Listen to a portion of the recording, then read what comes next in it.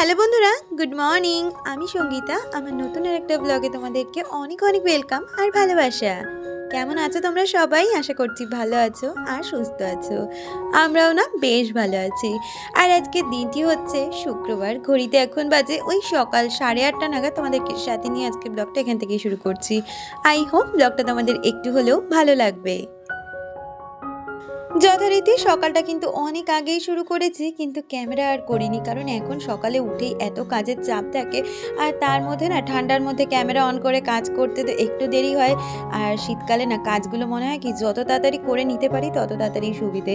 ওইদিকে দুষ্টুকে স্কুলে পাঠিয়ে দিয়েছি, তারপরে স্নান, পুজো, জামা কাপড় কাচা সমস্তটাই কমপ্লিট হয়ে গেছে। ইতিমধ্যে তোজো কিন্তু স্কুলে চলে গেছে। আরও স্কুলে যাওয়ার পরেই বাকি যেই কাজগুলো শুরু করি তখনই কিন্তু ক্যামেরাটা অন করি। তো ওইদিকে দেখো সকালে যে জামা কাপড়গুলো ধুয়ে রেখেছিলাম সেগুলো এখন মেলে দিচ্ছি। আর ঘর গোছানোর আগেই ভাবলাম হাজবেন্ডের যে জামা কাপড়গুলো থাকে প্রতিদিনের সেগুলোকে একটু রোদে দিয়ে নিই। আসলে আমার হাজব্যান্ডের তো একটাই ড্রেস যেটা পরে কিন্তু সে অফিসে যায়, সেটা তো আর প্রতিদিন কাচা সম্ভব হয় না, আর কাচা হলেও কিন্তু ওর শুকোনো যায় না। যার জন্য প্রতিদিনের জামা কাপড়টা একটু রোদ্রে দিলে, আর গরমকালে সত্যি কথা বলতে গরম গরম জামা কাপড় পরতে কিন্তু বেশ ভালো লাগে। তাই জন্য ওরকম জামা কাপড়গুলো একটু গরম করতে দিই, তাতে গায়ের যে গন্ধটা সেই গ্যাসটাও কাটে, সাথে জামা কাপড়টাও কিন্তু খুব সুন্দর গরম হয়ে যায়। আর ওইদিকে সমস্ত বাইরের যে জামা কাপড় মেলা বা সেগুলো দিয়ে কিন্তু এখন ঘরে চলে এসেছি। এসে আগে মশারিটা খুলে জানলাটা খুলে দিয়েছি। আর সত্যি কথা বলতে এখন আকাশটা না বেশ ভালো যাচ্ছে, বাইরে খুব সুন্দর রোদ। আর রোদ দেখলে না মনটা খুব ভালো লাগে। উঠে ওইদিকে জানলাটা খুলে দিয়েছি, একটু বাদেই ঘরে রোদ চলে আসবে। আর এইদিকে দেখো এই যে কম্বলটা, অনেকেই এর আগের দিন কমেন্ট করেছিলে যে কম্বলটার প্রিন্টটাও খুব সুন্দর। সত্যি কম্বলটা না আমার এত পছন্দের, কালারটাও যেমন সুন্দর সাথে প্রিন্টটাও। আর এতটাই পরিমাণে ভার যে এই মাঝে যে শীতটা পড়েছিল, যে এত কনকনানি ঠান্ডা, সেই শীতে গায়ে দেওয়ার জন্য কিন্তু যেদিন থেকে রোদ উঠেছে আমাদের এখানে শীতের পরিমাণটাও কিন্তু একটু হলেও কমে গেছে। আর এই কম্বলটা না গায়ে দেওয়া যাচ্ছে না। তো ভাবছি কম্বলটা এবার তুলেই দেবো, কারণ এইটা বেশিক্ষণ গায়ে রাখা যায় না, প্রচণ্ড পরিমাণে ভার। আর ওইদিকে দেখো সমস্ত কম্বলগুলো গুছিয়ে নিয়েছি। আর এই যে বিছানা চাদরটা দেখছো, চাদরটা না এইরকম করে পাতলে কোনাগুলো অনেক ছোট হয়ে যায়, যার জন্য শোয়ার সময় উঠে আসে। তাই জন্য চাদরটা ঝেড়ে ভালো করে এবার ঠিক করে পেতে নেব। আর তোমরা তো জানোই বিছানার চাদর বা বিছানা যদি পরিষ্কার পরিচ্ছন্ন টান না থাকে আমি তো একদমই পছন্দ করি না সেটা। তার জন্য কিন্তু আমাকে দরকার হলে প্রতিদিন একটা করে চাদর কাচতে হয় আর একটা করে চাদর তুলতে হয়। এইরকমই হয়েছে ব্যাপার। বিছানাটা আমার কাছে খুব ইম্পর্টেন্ট একটা জায়গা, যেটা কিনা সবসময় সুন্দর রাখার আমার আমি চেষ্টা করি, আর রাখতেও চাই, রাখতেও পারি। কারণ কি বলতো, ঘরের মধ্যে অনেকটা জায়গা জুড়েই বিছানাটা থাকে, তো আর একটা মানুষ ঘরে এলে আগে বিছানাটাই চোখে পড়ে। তো বিছানাটা যদি অগোছালো দেখতে লাগে সেটা কিন্তু কখনোই ভালো লাগে না, সেটাকে আগে সুন্দরভাবে গুছিয়ে রাখার চেষ্টা করি। আমাকে বিউটিস মেকওভার লাইফস্টাইল থেকে কমেন্ট করেছে, সে লিখেছে সব মিলিয়ে ভীষণ সুন্দর লাগলো ব্লগটা। থ্যাংক ইউ, এইসবভাবেই আমার পাশে থেকো। আর সুলাতা আমাকে কমেন্ট করেছে, সে লিখেছে তুমি আর ক্যামেরার সামনে এসে কথা বলো না কেন? আমার যখন মনে হয় আমি মাঝে মধ্যে এসে কথা বলি, বেশিরভাগটা সময় তো কাজ দিয়েই কাটিয়ে দিই, আর এসে কথাবার্তা বলা হয় না। আসলে তোমরা এখন দেখতেই পাচ্ছ অনেকটা ইরেগুলার হয়ে গেছি আমি কিন্তু এখন ব্লগের থেকে, যেটা তোমরা খুবই আপসেট হও জানি প্রতিদিনের ভিডিও না দিতে পারলে। কি হয় বলো তো ব্যাপারটা, তোজো তো এখন অনেকটাই বড় হয়ে গেছে, ওর পড়াশুনো, তারপরে তোমাদের আবদার ভালোবাসায় বলতে পারো আর তোমাদের আশীর্বাদে তোজোকে কিন্তু ক্রিকেটে ভর্তিও করে দিয়েছি, জানো তো। এরপরে প্রতি সপ্তাহে 2 দিন ধরে ওর খেলাধুলা থাকবে, পড়াশুনোর চাপ থাকবে। তো সব মিলিয়ে আমি একটু ব্যস্ত হয়ে পড়ছি, তবুও যতটা পারি আমি চেষ্টা করছি তোমাদের সাথে ভিডিও শেয়ার করার। কিন্তু সব থেকে আগে তো তোজোকে প্রায়োরিটি দিতে হবে, ওর পড়াশোনাটা, কারণ কারণ ওর ভবিষ্যৎটা আগে গড়ে তুলে দিতে হবে আমাদের। আর এই যে কাজটা করছি দেখো, আমরা যেখান থেকে ইনকাম করি না কেন সেটার প্রধান লক্ষ্য হচ্ছে আমাদের ভালোভাবে বেঁচে থাকার জন্য, সাথে আমাদের বাচ্চা কাচ্চাদের কিন্তু সুন্দরভাবে মানুষ করার জন্য। আর সত্যি কথা বলতে কি জানো তো, ফিনান্সিয়ালি সাপোর্টটা হয়তো হাজব্যান্ড করে দেয়, কিন্তু বাচ্চা কাচ্চাকে মানুষ করার ক্ষেত্রে কিন্তু সবথেকে প্রধান লক্ষ্য আর প্রধান ভূমিকা কিন্তু তার মাই পালন করে, তাই না? সারাদিন বাড়িতে থেকে তার পড়াশুনো, তার বিহেভিয়ার, এগুলো একটা মায়েরই লক্ষ্য তাকে তৈরি করে দেওয়া, যার জন্য বলতে পারো অনেকটা রিটাচ হয়ে যাচ্ছি ভিডিও থেকে। তবে আমি ছেড়ে দেব না, আমি যতটা তোমাদের সাথে পারছি শেয়ার করার চেষ্টা করছি। ভিডিও হয়তো একদিন অন্তর অন্তর হচ্ছে, এটা বিশেষ করে শীতের জন্য তো হচ্ছেই, তবে আমি চেষ্টা করব এর থেকে মানে এবার থেকে রেগুলারিটি মেনটেন করে তোমাদের সাথে ভিডিও শেয়ার করার। সুলতা আমাকে আরেকটা কমেন্ট করেছে, সে লিখেছে, দিদি কেমন আছো আর সবাই কেমন আছে? সবাই খুব ভালো আছে গো, আমিও ভীষণ ভালো আছি। আর লিখেছো তোমার রান্নাগুলো দেখতে খুব ভালো লাগে। দি ভাই, তোমার আগের ভিডিওগুলো দেখলাম, তুমি আগে অনেক হেলদি ছিলে আর এখন অনেকটাই ওয়েট লস করেছো। প্লিজ তোমার ডায়েট চার্টটা শেয়ার করবে। এই রিকোয়েস্টটা আমি অনেকের থেকেই পাচ্ছি, আমার ডায়েট চার্ট বা আমি কিভাবে মেনটেন এখনও করছি সেটার জন্য। আমি নিশ্চয়ই তোমাদের সাথে শেয়ার করব যে আমি কিভাবে ডায়েট মেনটেন করে এখনও আমার ফিগারটাকে ঠিক রেখেছি, ইন ফিউচারও রাখার চেষ্টায় আছি। কারণ আমাদের মেয়েদের কিন্তু বয়স বাড়ার সাথে সাথে অনেক ইন্টারনাল প্রবলেমও দেখা যায়, যেটা আমি অনেকটা সময় ফেস করেছি। তো ওয়েট লস করার পরে আমি কিন্তু সমস্ত ইন্টারনাল প্রবলেম থেকে রিলিফ পেয়েছি আর এখন আমি অনেক হেলদি আছি, ভালো আছি আর সুস্থ আছি। তো যাই হোক, কথা বলতে বলতে দেখো এদিকে কিন্তু আমি খুব সুন্দর করে এই ঘরটাকেও গুছিয়ে নিলাম। এই ঘরে তো জানোই বিশেষ করে জামা কাপড়গুলো থাকে, সেগুলোকেই ভালো করে গুছিয়ে নিয়েছি। সাথে এইদিকে সোফাটাকেও টান টান করে এখন মানে কুশনটাকেও ভালো করে গুছিয়ে নিয়েছি। এরপরে সোজা চলে যাব রান্নাঘরে। ঘরগুলো গোছানো থাকলে কি বলো তো, অনেকটাই নিশ্চিন্ত হয়ে যায়, রান্নাঘরে সময় বেশি লাগলেও কোনো চিন্তা থাকে না। তো এসেই দেখো আগে রান্নাঘরে ম্যাগিটা বসিয়ে দিলাম, কারণ এখন তো তোমাদের বললাম হাজব্যান্ড সকালবেলা ম্যাগিটা খেতেই বেশি পছন্দ করছে, উইথ অনেকটা বেশি স্যুপ দিয়ে। আর ওইদিকে ম্যাগিটা যেখানে আমি সিদ্ধ বসিয়েছি তার মধ্যেই কিন্তু আমি মটরশুঁটিটা সিদ্ধ করে নিচ্ছি, কারণ মটরশুঁটি তেলে ভাজলে ভীষণভাবে ফাটে, তো যার জন্য ওইটা সিদ্ধ করে নিচ্ছি।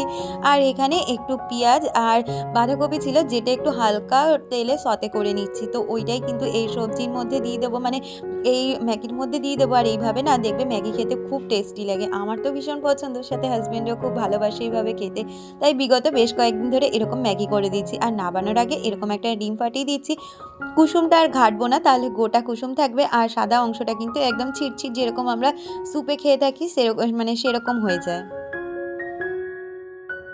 বাজারটা আমার অনেকক্ষণ আগেই হয়ে গেছে, কিন্তু আগে ভাবলাম টিফিনটা করে হাজবেন্ডকে দিয়ে আসি, তারপরেই আমি এদিকে রান্নাবান্নায় হাত দেবো।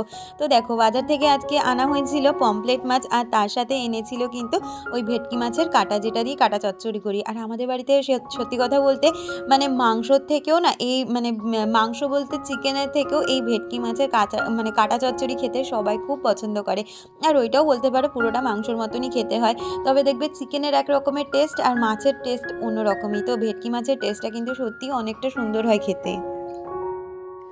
আমাকে সুস্মিতাদি কমেন্ট করেছে, সে লিখেছে, সত্যি বলতে কি বোন, তোমার রান্নাগুলো দেখতে খুব লোভনীয় হয়, খুব ভালো লাগে ভিডিওটা, খুব ভালো থেকো। তুমিও খুব ভালো থেকো দিদি, এইভাবে আমার পাশে থেকো। ওই যে তোমাদের বলি না, রান্নাটা কিন্তু আমি খুব ভালোবাসার সাথে করি, আর অনেক জানো তো নতুনত্ব মানে করারও চেষ্টা করি। এই তো কালকে মানে আজকে তোমাদের সাথে শুক্রবারের ভিডিও শেয়ার করছি, আমার বাবা এসেছিল শনিবার দিন। আমি যেহেতু তোমাদের সাথে এখন কন্টিনিউ ভিডিও শেয়ার করছি না, যার জন্য অনেক রান্নাও কিন্তু মিস হয়ে যাচ্ছে। এর মাঝে আমি একদিন রসমালাই বানিয়েছিলাম রাত্রিবেলা, তারপরে বাবা এসেছিল কালকে, কিন্তু বাবার জন্য ইঁচড়ের বিরিয়ানি করেছিলাম, বাবার জন্য না আমরা সবাই খেয়েছিলাম। তার সাথে কিন্তু রাত্রি মানে বিকালবেলার দিকে খাস্তা কচুরি বানিয়েছিলাম। তবে ধীরে ধীরে যা যা ট্রাই করছি, নিশ্চয়ই আমি কোনো একটা ভিডিওতে অথবা কোনো শর্ট ভিডিওতে শেয়ার করার চেষ্টা করব রান্নাগুলো। আমাকে অর্পিতাদি কমেন্ট করেছে, সে লিখেছে, ব্ল্যাঙ্কেটের কালার আর ডিজাইনটা দারুণ। সত্যি গো, ব্ল্যাঙ্কেটটা ভীষণ পছন্দের আমার। আমার নন্দা জামাই মানে জামাইবাবু ওটা কিন্তু বিয়ের পরে আমাকে মানে পার্সোনালি আমাকে ওটা গিফট করেছিল যে এটা তুমি নিও। আর সৌদি আরবে তো জানোই তোমরা, মানে শীতকালে যেমন শীত, গরমকালে তেমন গরম। আগের বছরে তো ওখানে মানে স্নোফলও হয়েছিল, বরফ পড়েছিল। তো ওইখানের ঠান্ডা কভার করতে এইরকমই মোটা কম্বল ইউজ করা হয়। আর যার জন্য ওই কম্বলটা কিন্তু আমাকে আমার জামাইবাবু মানে বিয়ের পরপরই দিয়েছে, মানে ওই কম্বলটার বয়সও বলতে পারো 10টা বছর হয়েই গেল। তো যাই হোক, এদিকে দেখো মাছ ভাজাগুলো একের পর এক করে নিচ্ছি, সাথে ভেটকি মাছগুলোকেও কিন্তু আমি ভেজে নিচ্ছি। আর ওই যে বললাম ভেটকি মাছের কাঁটা আনে, মানে সেগুলো কিন্তু শুধু কাঁটা হয় না জানো তো, ওর মধ্যে অনেকটা পরিমাণে মাছ থাকে। আর মাছ দেখে আমার হাজব্যান্ড আনে, যেহেতু তোজো খেতে পছন্দ করে আর ও তো আর অত কাঁটা খেতে পারবে না, তাই এরকম ও মাছ শুদ্ধই খায়। আমাকে টুম্পাদি কমেন্ট করেছে, দিদি লিখেছে, হাই দি কেমন আছো? আমি খুব ভালো আছি গো, এঁচোড় রান্নাটা ভালো হয়েছে দিদি। তোমার পলা বাঁধানোটা একদিন দেখাবে। নিশ্চয়ই দেখাবো। আর এটা না পলা বাঁধানো না, জানো তো, এটা নোয়া, কালারিং নোয়া। তো তোমাকে একদিন নিশ্চয়ই আমি পলা বাঁধানোটা শেয়ার করব। আমি কিন্তু এর আগেও ভিডিওতেও দেখিয়েছি, সাথে কোনো একটা ইয়েতে ফটোও মনে হয় দিয়েছিলাম। তো যাই হোক, কথা বলতে বলতে এদিকে দেখো আমি পমফ্রেট মাছটা কিন্তু আজকে কোনো রকম আর সর্ষে দিয়ে করব না, ওটা একদম বেগুন আলু দিয়ে, আলু দিইনি, শুধু বেগুন দিয়ে একদম পাতলা কালো জিরে ফোড়ন দিয়ে ঝোল মতন করে নিয়েছিলাম। যেহেতু ওইদিকে যে ভেটকি মাছটা রয়েছে ওটা তো পেঁয়াজ রসুন দিয়ে একটু কষা কষা, মানে অনেক রকমের মশলা দিয়েই করা হবে, যার জন্য কিন্তু এই সাইডের মাছটা একটু হালকার মধ্যেই রাখলাম। আমাকে আনিশা কমেন্ট করেছো, আনিশা লিখেছো, তোমার ওয়েট লসের জার্নিটা শেয়ার করো দিদি। হ্যাঁ গো, নিশ্চয়ই করব। তুমি কি এখনও কফিতে সুগার দিয়ে খাও নাকি এখনও উইদাউট সুগার ব্ল্যাক কফি খাও? আমি কিন্তু টোটালি সুগার ছাড়াই কফি বা চা যেটাই বলো না কেন খাই। আর আমি কিন্তু কফি ব্ল্যাক কফিই খাই। তবে মাঝে মধ্যে যখন ক্রেভিং ওঠে তখন কিন্তু আমি দুধ চা চিনি দিয়েও খাই, আবার কফি কিন্তু দুধ দিয়েও খাই। আবার বেশিরভাগ সময়টাই বলতে পারো আমি উইদাউট সুগার ব্ল্যাক কফিই খাই। আর তুমি কমেন্ট করেছো, তুমি লিখেছো এক্সিলেন্ট ভিডিও, এই সময় ইঁচড় চিংড়িটা ভালোই লাগে। তোমার আগের ভিডিওতে পনিরের রেসিপিটাও ভালো হয়েছিল। দি ভাই, তুমি যে পনিরটা রান্না করো সেই পনিরটা দারুণ সুন্দর দেখতেও লাগে। তুমি পনিরগুলো কোথা থেকে কেনো গো? আমাদের এখানে যে লোকাল মিষ্টির দোকান আছে, মিষ্টির দোকান থেকে কিন্তু আমি পনির কিনি। আমি কিন্তু কোনো ফ্রোজেন যে পনিরগুলো হয় সেগুলো কিনি না। ওখান থেকে একদম টাটকা যে পনিরটা হয়, ওখানে তো আবার দু রকমের পনির হয়, একটা হচ্ছে ক্রিম বেস পনির হয় আর একটা নর্মাল পনির হয়। তো আমার হাজব্যান্ড ক্রিম বেস পনিরটাই আনে, ওটা অনেকটা সফটও হয় আর খেতেও অনেকটা স্বাদের হয়। তো দেখো, কথা বলতে বলতে ওইদিকে কিন্তু আমার দুটো রান্নাই হয়ে গেছে। মাছের ঝোলটা তো আগেই হয়ে গেছে, সাথে কাঁটা চচ্চড়িটাও রান্না করে ফেলেছি। আর ভাতের চালটা না ভিজিয়ে রেখেছি, কারণ খুব তাড়াতাড়ি আজকে রান্নাবান্না সেরে নিয়েছি। তো ভাতটা ভাবছি ওই 12:30 একটার দিকেই বসিয়ে দেবো, কারণ তোজো আস্তে আস্তে একটা বেজে যাবে, তারপরে ভাতটা বসিয়ে দিলে ও স্নান করতে করতে আমার ভাতটাও ধীরে ধীরে হয়ে যাবে। চালটা ভিজিয়ে রাখলে আর ভাতটা তো তাড়াতাড়ি হয়। আর শীতকালে না গরম ভাত ছাড়া একদম মুখে মানে ওঠেই না। তরকারিগুলো ঠান্ডা হলে তবুও ঠিক আছে, কিন্তু ভাতটা গরম হলে কিন্তু সমস্যা হয় না। তো দেখো, আজকে রান্না করেছিলাম এরকম পমফ্রেট মাছের ঝোল আর তার সাথে কাঁটা চচ্চড়ি। তাহলে বন্ধুরা, আজকের ভিডিওটা এই পর্যন্ত রাখছি, দেখা হচ্ছে পরবর্তী ভিডিওর সাথে। ততক্ষণ তোমরা খুব ভালো থেকো, সুস্থ